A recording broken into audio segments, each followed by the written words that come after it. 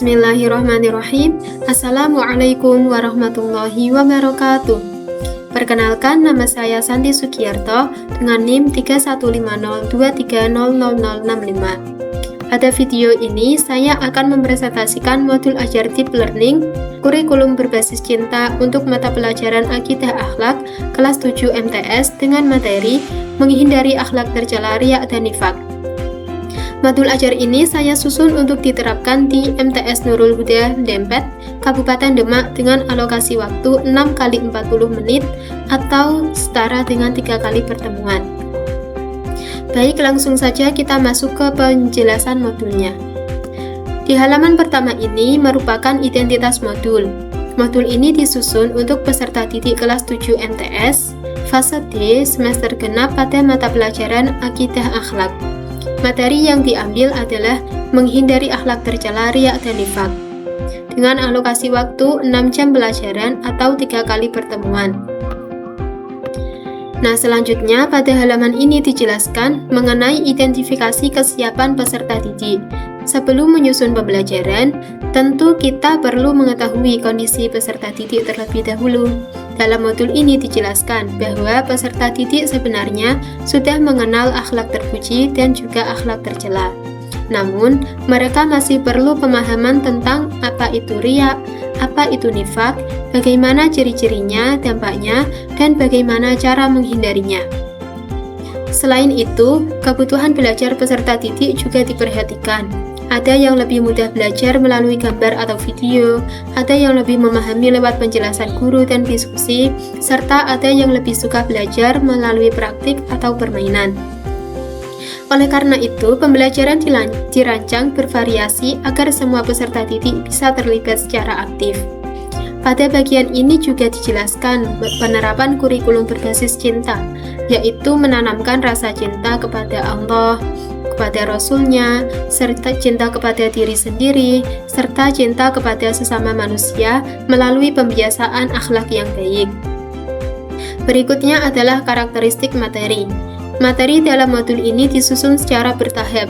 Peserta didik tidak hanya mempelajari definisi riya dan nifak, tetapi juga mempelajari dalil-dalilnya, contoh dalam kehidupan sehari-hari, dampak negatifnya, hingga cara menghindarinya. Yang saya sukai dari modul ini adalah pembelajarannya tidak berhenti pada teori saja. Peserta didik juga diarahkan untuk membiasakan sikap ikhlas, jujur, amanah, bertanggung jawab, serta melakukan muhasabah diri agar nilai-nilai tersebut benar-benar diterapkan dalam kehidupan sehari-hari. Selanjutnya terdapat dimensi profil lulusan yang ingin dicapai. Melalui pembelajaran ini, peserta didik diharapkan memiliki keimanan dan ketakwaan kepada Allah Subhanahu wa Ta'ala, mampu berpikir kritis ketika menganalisis suatu permasalahan, memiliki sikap mandiri, mampu bekerja sama dengan teman, serta mampu menyampaikan pendapat dengan baik dan santun. Jadi, pembelajaran ini tidak hanya mengembangkan aspek pengetahuan, tetapi juga sikap dan keterampilan peserta didik. Selanjutnya masuk pada bagian desain pembelajaran. Di sini terdapat capaian pembelajaran, tujuan pembelajaran, serta indikator ketercapaian tujuan pembelajaran. Tujuan pembelajaran sendiri dibagi menjadi 3 kali pertemuan. Pada pertemuan pertama, peserta didik mempelajari materi tentang riya. Pertemuan kedua membahas nifak, sedangkan pada pertemuan ketiga, peserta didik belajar bagaimana cara menghindari kedua perilaku tersebut, serta membiasakan sikap ikhlas dalam kehidupan sehari-hari.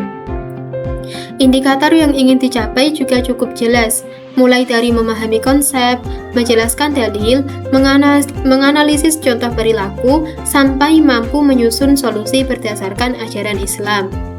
Pada halaman ini dijelaskan mengenai iklim budaya madrasah, topik pembelajaran kontekstual, dan kerangka pembelajaran.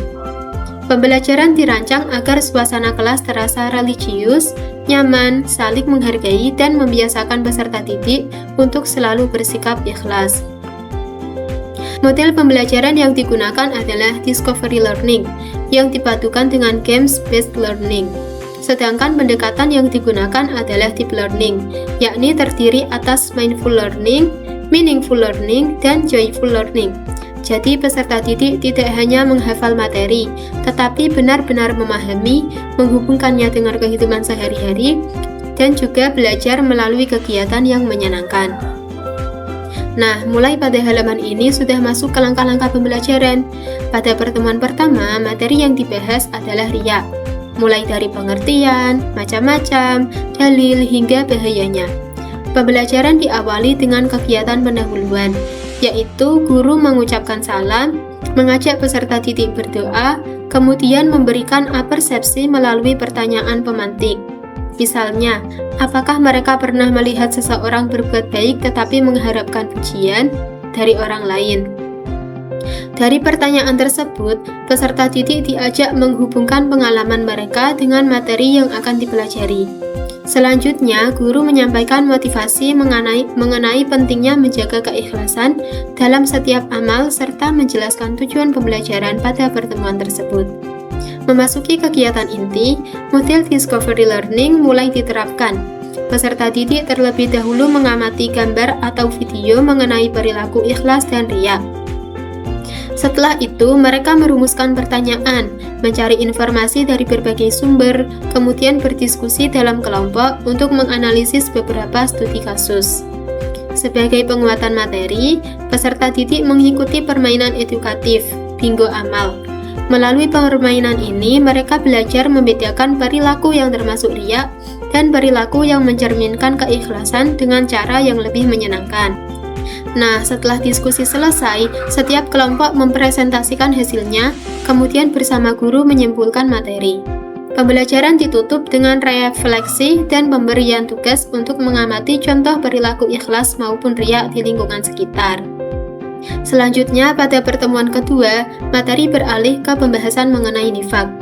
Kegiatan diawali dengan mengulas kembali materi riya yang telah dipelajari sebelumnya.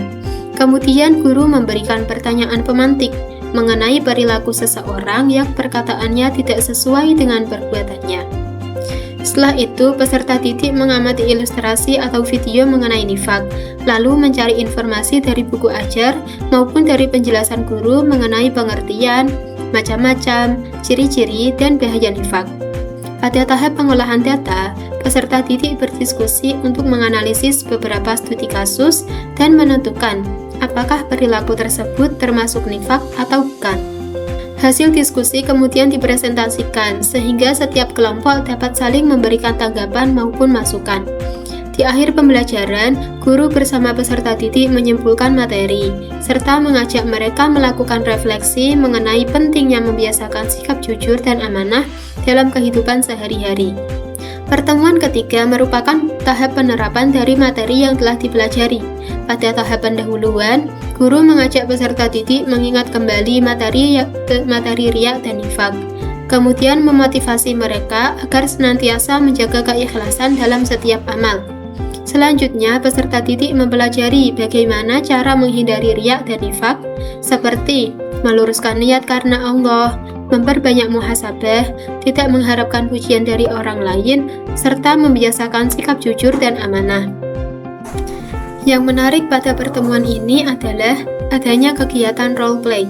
Peserta didik memerankan contoh perilaku riya, nifaq, dan ikhlas dalam kehidupan sehari-hari. Setelah itu, mereka menyusun pledge keikhlasan, yaitu komitmen bersama untuk menerapkan nilai-nilai yang telah dipelajari. Seluruh kegiatan diakhiri dengan presentasi hasil kelompok, refleksi, dan penyusunan kesimpulan bersama mengenai pentingnya menjaga keikhlasan dalam kehidupan sehari-hari. Pada bagian terakhir dijelaskan mengenai asesmen. Asesmen yang digunakan terdiri dari asesmen formatif dan asesmen sumatif. Asesmen formatif dilakukan selama proses pembelajaran, melalui observasi, diskusi, presentasi, maupun tanya jawab. Sedangkan asesmen sumatif dilakukan melalui tes tertulis pada penilaian produk yang dibuat oleh peserta didik, seperti poster, slogan, puisi, komik sederhana, maupun pledge keikhlasan. Dari keseluruhan isi modul ini dapat disimpulkan bahwa pembelajaran tidak hanya berfokus pada pemahaman konsep riya dan nifaq, tetapi juga menekankan pembentukan karakter peserta didik melalui pembelajaran yang aktif, kontekstual, dan menyenangkan. Harapannya, peserta didik mampu menerapkan sikap ikhlas, jujur, dan amanah dalam kehidupan sehari-hari. Demikian pemaparan modul ajar yang dapat saya sampaikan. Kurang lebihnya saya mohon maaf. Terima kasih atas perhatiannya. Wassalamualaikum warahmatullahi wabarakatuh.